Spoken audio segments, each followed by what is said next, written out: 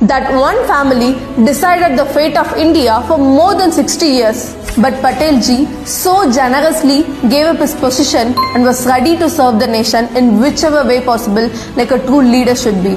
He took the responsibility to unite the princely states and became the first Home Minister of India.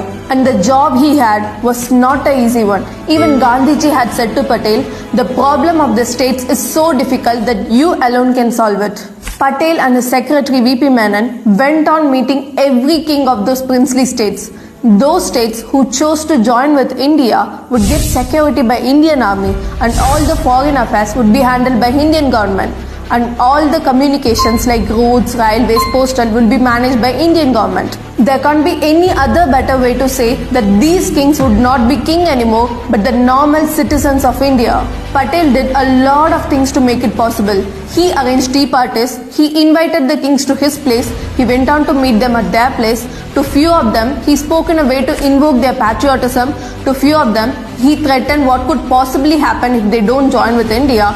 To few of them, he offered favorable terms like paying the king's death sentence. Mostly, he encouraged the rulers to act out of patriotism and did not rule out force. He thought the king should be joining with India in good faith. But he set a deadline of 15th August 1947 for them to sign the document of accession. 560 states willingly merged into the Indian Union. Only 3 states refused to do so, which Patel thought were the most important parts to give up. Those are none other than Jammu and Kashmir, Junagadh and Hyderabad.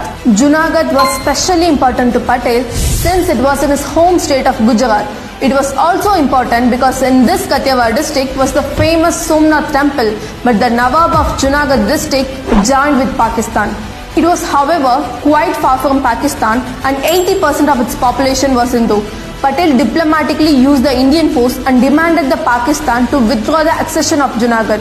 After a lot of struggles, the Nawab fled to Karachi and the Indian army took over the control of Junagadh. After this, a public voting was conducted and 99.5% of the people voted to merge with it.